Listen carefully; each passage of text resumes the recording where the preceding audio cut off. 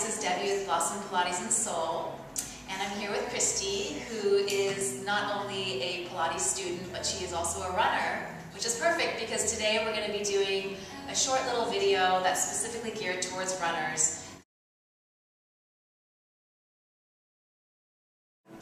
So the first exercise that we're going to do is the roll down. So go ahead and stretch your arms out. Good. You want to start sitting up nice and tall. Good.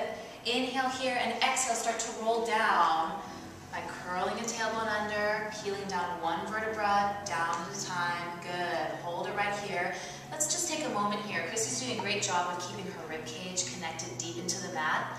I see a lot of people arching their rib cage off the mat and using momentum to hoist themselves back up.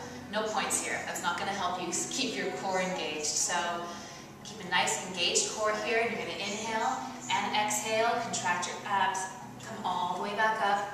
Good, staying nice and round, coming all the way over. Getting a deep stretch through the mid, back, and hamstrings, and then roll right back down. Good, moving into the next exercise, you're just going to curl your head and shoulders up off of the mat. That's it, holding right there. Good. From there, bend one knee, bring it on in. Take both hands onto one kneecap. That's it. And from there, you're going to use your lower abdominals and float your leg up so your foot is in line with your eyesight. That's it. You want to make sure that you're keeping a nice scoop here and your back is flat into the mat. From there, you're going to contract your ribs and bring your forehead even closer to your knee. That's it. This is hard. She's making it look very, very good. And then from there, switch. Good. Excellent. And Christy's doing a great job here of keeping her pelvis really still while her legs go back and forth. Beautiful. From there, extend your legs straight up to the sky, getting a nice stretch through the hamstrings. Both hands are going to go onto one ankle. Good. And from there, you're going to pulse your legs, stretching out. Now here's where I see a lot of folks, go ahead and bring your leg too low and lose your pelvic positioning. I see a lot of people getting real loose here in the pelvis. You want to make sure you stay deep and connected in your abs and scissor the legs in a range of motion where your pelvis is staying still. And pulse. Beautiful.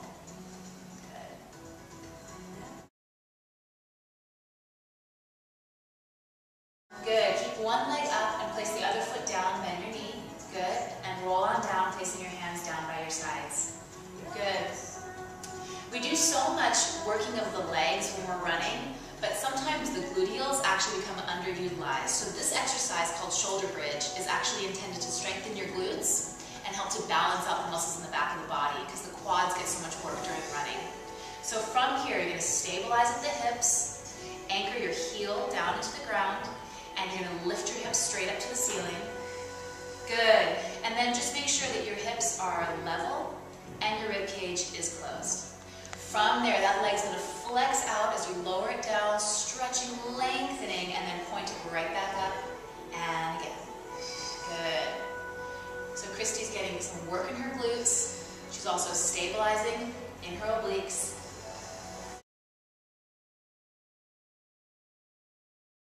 Good. From there, your wrists are directly beneath your shoulders and your knees are directly beneath your hips. And you're engaged in your core. So it's different from a cow in yoga. You actually want to be engaged here in your core in Pilates. From there, you're going to exhale and round out your spine like a Halloween cat. Good. Stay here for the inhale, stretching through the back, and then exhale, lengthen out one vertebra at a time, staying engaged in your core. And again, exhale, round it all the way out.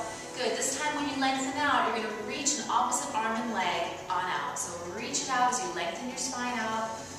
Good. Staying engaged here in the core and then round everything out. Bring your knee and your elbow towards each other and then lengthen it right back out. Good. And now keep your spine straight. So lengthen your arms and your legs out. That's it. And now without bending your spine, get the same abdominal contraction as you pull in. There you go. And reach right back out. So we've just taken that exercise into a deep stabilizing exercise for the obliques. And all the way back in. Good. And lengthen all the way back out. Place that hand and foot down and rest. Drawing your lower abdominals in. Really critical in the plank here. I see a lot of people doing plank wrong. Really, yeah, sinking the back. Thank you for demonstrating. Locking out the elbows. No points, guys. So So you want to pull your lower abdominals in and up, feel your gluteals just squeezing in the back, and really lift that rib cage up here. Good. Without tilting anything, you're going to float one leg up. That's it. Keep your abs tight, float it back down, and switch.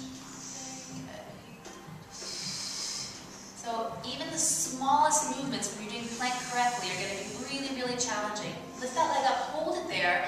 Bring your leg out to the side without letting your hips shift. Good. And bring it down and lower down.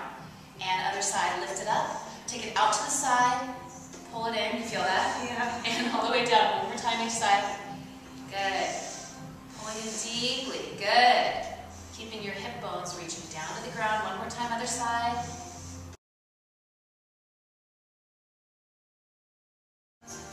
Good, so the next exercise is going to be a hip flexor stretch. So go ahead and go into an upright kneeling position here. So sitting up, that's it.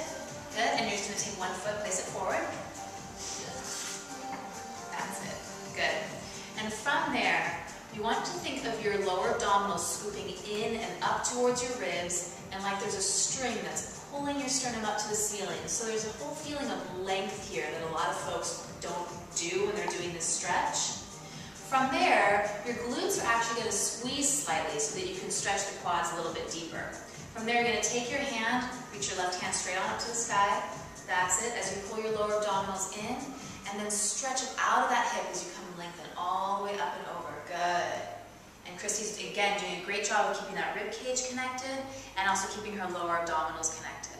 Good. And we're doing this to stretch out the lats, so stretch the side of the body. So when you come back to center, you're going to lengthen and try to maintain that length of your spine. All of that's going to make an upward pull on your hip, which is going to actually stretch your quad. Do you feel that stretch? Yeah. Feels really good. Let's do the other side. That's it. Rib cage is connected, and take that right hand on up to the ceiling. Good. And from there, stay connected and reach up and over, lengthening all the way up and over. That's it. Feeling that length through the crown of the head. Good.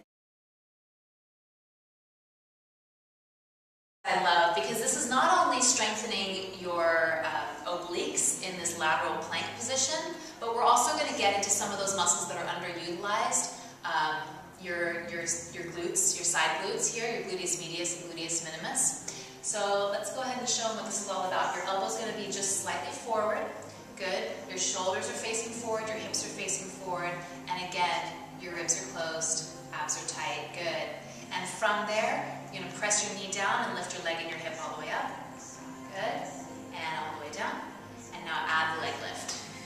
There you go. Good. So there's work happening throughout the whole body, really. Right? Yes, pretty much. So you want to feel your obliques working here. You're also going to feel a ton of work here in your gluteus medius, gluteus minimus. Good, and from there, I like to just transition into a little stretch for that IT band and for those gluteals. So what you're going to do is you're going to take that leg on top of the other one.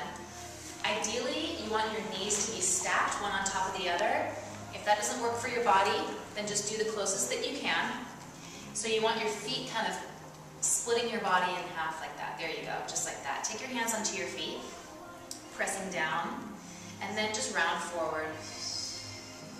Nice. Feel that stretch? Yes, big and IT band. Such a great IT band stretch. I know a lot of folks have lots of different funky ways of stretching the IT band. There's a handful of exercises that I like to use with my clients, but this one's just a great one to use in transition as you're doing this workout. Good. And then, as runners, you guys are already so active and you're already coordinated, you're already doing a lot of things, so really the goal here is to show you those little exercises and little nuances that you can do to just add that much more performance, keep you injury-free, just really help you out throughout your workout and throughout your training program. Good. And bring it all the way back up. Good. You can just sit. So thank you so much for spending this time with us. This was just a little taster. We'd love to have you come and check it out, and we'll be doing more of this kind of workout. See you soon.